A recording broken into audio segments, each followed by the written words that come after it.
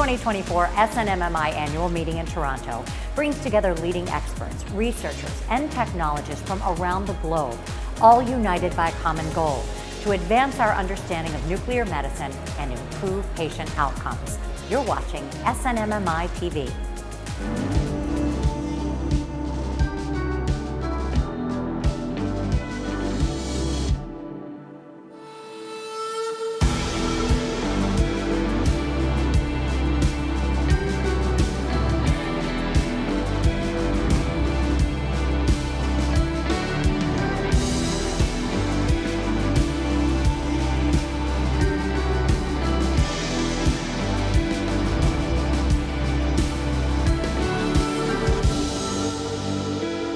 You can catch us around the Convention Center in Toronto, select hotels, on the SNMMI website, social media, and YouTube. With new content available each day, make sure to keep watching. Welcome to the Metro Toronto Convention Center and episode 2 of SNMMI TV 2024. We have another exciting program coming up for you today. We find out more about some of the general nuclear medicine highlights of the meeting, and we take a look at organizations at the forefront of nuclear medicine. We reveal this year's SNMMI Abstract of the Year winner, and we ask you, the attendees, about your best day at work ever. As you can see, we have an exciting program coming up, so stay tuned for our first interview. You're watching SNMMI TV. I have the great pleasure now of being joined by Highlight Symposium speaker, Dr. Richard Carson. Thank you for being here. Happy to be here, as always. So I want to talk about something that I think is wonderful and groundbreaking and so necessary, and that is neurology research as it relates to nuclear medicine. The beautiful part about what we can do in nuclear medicine is to be able to combine targeted radiopharmaceuticals that are going to look specifically at proteins or pharmacology in the brain that is specific to a given disease, and then build that with exquisite instrumentation that has just continued to just blossom in terms of the quality of the images that we see, and therefore the diagnostic quality that we can get from those kind of images. So let's look forward and say, how does that translate into clinical practice? Because that's where it's so meaningful. Right, and so we're seeing that already emerging in the area of dementia, and Alzheimer's particular, and even in the more other neurological disorders related to that, to be able to have the tracers that bind specifically to these misfolded proteins. I mean, the classics in Alzheimer's are amyloid and tau, and we've evolved some very, very nice tracers. It's a long process. I mean, the ideas of even early on, the first measurement tool for amyloid, carbon-11 PIB, over 20 years ago, and people are still working on improving, fine-tuning those tools. But now, as treatments become available for Alzheimer's disease, the ability to identify patients as early as possible really requires exquisite radiopharmaceuticals with great sensitivity, the ability to identify these issues in the brain in very small regions. And then when we combine that with elegant new instrumentation, we have incredible tools that really save the lives of patients. And educating people seems to be the key in that, because you really do have to get to patients super early. So people with a family history? Right, exactly. And sometimes it's family history there, but even then there's so much of these disorders are not understood about what the etiology would be. But I think the area that's going to show a lot of excitement very soon is in Parkinson's disease. There's incredible effort, and a lot of that was support from the Michael J. Fox Foundation, to be able to develop a tracer for the misfolded protein in Parkinson's alpha-synuclein. And that's going to give that jump start for the clinical trials to be able to identify those patients who are most likely to benefit by treatments that will be affecting those early loss, in this case of dopaminergic neurons. So when you talk about building on decades of research, and when we think about nuclear neurology, what do you see us really honing in on in the next, say, 5 to 10 years? Right. So I mean, what we've been doing for many, many years still works. And I think the idea is that as we learn more about what the right molecular targets need to be, and then how to turn those into successful radiopharmaceuticals. But it's still challenging. I mean, there's a lot of elegant work in the molecular modeling to understand the docking of these molecules into these proteins, but that's only part of the story. It depends a lot on how these tracers get taken up throughout the body, how they get metabolized. How does that work to produce the contrasts as well as the quantification we need to be able to make an accurate measurement of what's going on in individual patients.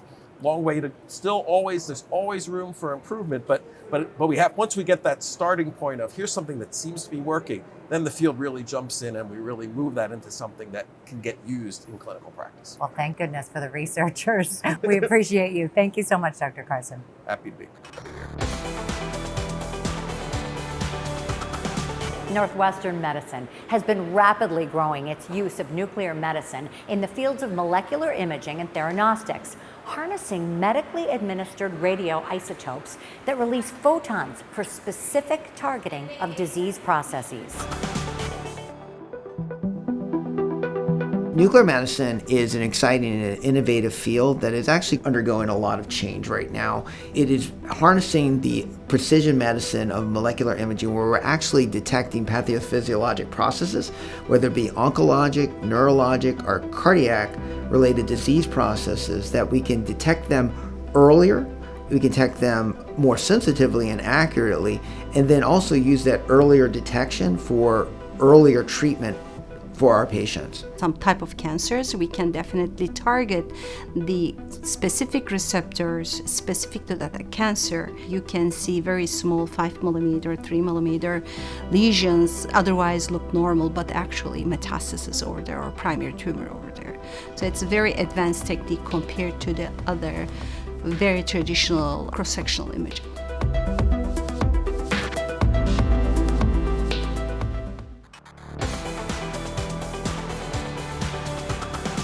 Let's head over to the University of North Carolina School of Medicine and hear from the Molecular Imaging and Therapeutics Division on the incredible and innovative work they're doing. The Division for Molecular Imaging and Therapeutics is a vertically integrated division that starts with basic sciences discovery, moves into clinical translation of new agents, then on to bringing value to our overall clinical reads and our clinical mission, and then finally has advanced imaging analysis, including artificial intelligence. Our Molecular Imaging and Therapeutics Division is at the core of our department and our institution because it brings together our excellent basic science researchers and our incredibly dedicated clinicians. The most important aspect of what we do is that those experts are in regular communication with each other, they collaborate with each other, they know what the next steps are in each of their own fields, as well as in adjacent fields. The future is unbelievably bright. Radiotherapeutics are now one of the pillars of cancer care, and soon they will be on par with immunotherapy and other oncologic management for our patients. The field of nuclear medicine and molecular imaging is constantly evolving, and organizations around the globe are contributing to life-changing research and development. At SNMMI TV, we're highlighting some of these innovators. At ALK Life Science Solutions, we manufacture sterile empty vials in both clear and amber sizes ranging from 2 ml all the way up to 100 ml. We manufacture these in the U.S. in an ISO 5 Class 100 clean room. We pride ourselves in the quality of our vials, and we stick by it in the certifications and the information we offer. Our sterile empty vials adhere to a total of 11 USP chapters, including Chapter 825 in regards to radiopharmaceuticals. Life Science Solutions has a comprehensive report available on our website that shows how the USP 825 is applied during our manufacturing processes. Our manufacturing facility is based in the United States, where we assemble, sterilize, and test our vials to make sure they meet the highest quality standards. You can access our C of A's through an online library. You can also get access through a letter of authorization to our DMF. This is helpful in the qualification and the validation of vials in this nuclear market sector. At ALK, we try to supply the customers with supporting documentation to go along with our vials. This will help you easily qualify our vials for use with your end product.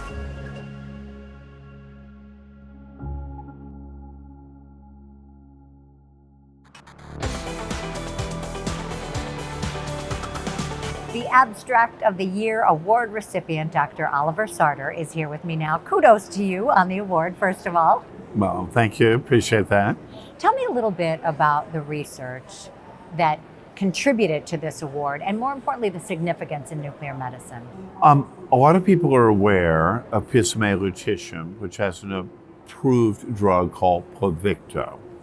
And Pluvicto is approved for patients with metastatic castration-resistant prostate cancer who had previously progressed despite the best hormones and the best chemotherapy. That was the VISION trial. Now we have the PSMA-4 trial. A lot of patients never get chemotherapy. A lot of patients never want chemotherapy. And if we were able to give the Pluvicto in the pre-chemotherapy setting or taxane naive setting, then we would have an advance. And that's what the PSMA-4 is. So the PSMA-4 explores Pluvicto in a prospective randomized phase 3 trial in an effort to determine its effectiveness for people who've never had chemotherapy before. And if the FDA were to smile a certain way, that this would be a game-changing therapy and would provide access to Pluvicto to literally thousands of men who would not otherwise be eligible. And what have been the challenges in trying to get that approval? Well, first of all, you have to run a big phase 3 study and do it with the highest quality. Second of all, you have to have adequate maturity to be able to present the data and to have the individuals at the FDA feel confident that there are no surprises left if they follow the patient a little longer. And I think the primary challenge is just execution, but we've been able to do it, and it will be submitted to the FDA. Novartis has stated publicly, second half of 2024. Well, that's coming up. So we're going to have the submission, and then after that, we'll have a decision, and probably some back and forth along the way. But that's where we are. Anyway, we made good progress just to get to where we are. Obviously, it feels good to get the award, but I imagine the research itself has been very gratifying to you. Oh, absolutely. And you know, the ability to deliver this therapy in the context of a new space, if you will, to be involved with the trial. And by the way, it's a large number of people. I happen to be sitting here today, but it might have been Ken Herman sitting here because Ken Herman was supposed to be giving the abstract and Ken was not able to attend. So I'm just a substitute for Ken today. So obviously I'm part of the team, but there's a big team. And Ken Herman, many others, Michael Morris from Memorial Sloan Kettering, have contributed to this. Novartis is the sponsor contributing. It takes a lot of people, a big village, to bring this type of endeavor to life. Well, the teamwork is about to have a big impact. Thank you so much, Doctor. Right. Thank you.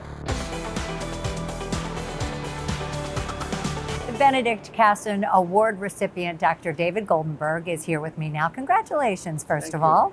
So tell me a little about the research in molecular imaging that garnered you this award. Well, there was a lot of interest in the 1960s in tumor markers. These are products of cancer cells that could be measured and monitored in the blood. I became interested in how to use those targets for imaging and therapy of cancer. And so I developed antibodies with my group against several of these targets, and I'll mention them in a second. And I had the fortune of working for several years on developing human tumor xenograft models. But I had the ideal models to study whether we could target cancer and treat cancer with these radioactive antibodies, but we first had to have the antibodies, and we fortunately had the models. So to make a long story short, that's been 30, 40 years of development, and because it works so nicely, I learned a lot that I thought could apply to the latest area of interest in the last 20 years, particularly the last 5 years, antibody-drug conjugates. So we developed an antibody-drug conjugate against a novel target called TROP2, which is a trophoblast antigen, which is expressed in great selectivity and high quantity in at least 12 or 15 human solid tumors. And the first one I chose was breast cancer. And of breast cancer, the most lethal or more difficult to treat is triple negative breast cancer, which doesn't have any markers like hormone receptors or HER2. And we developed a unique antibody drug conjugate based upon what we learned from the radio-labeled antibody work for years.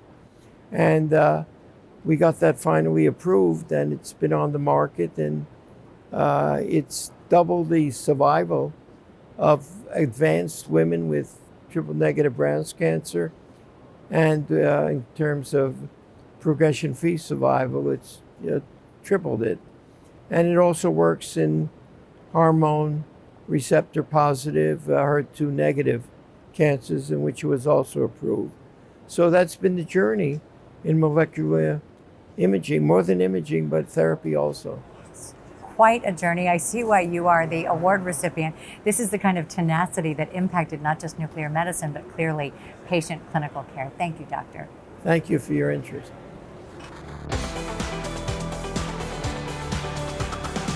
That's it for our second episode of SNMMI TV 2024. But we're back tomorrow, where we will be learning more about some of the highlights of the meeting and find out who won the Image of the Year award.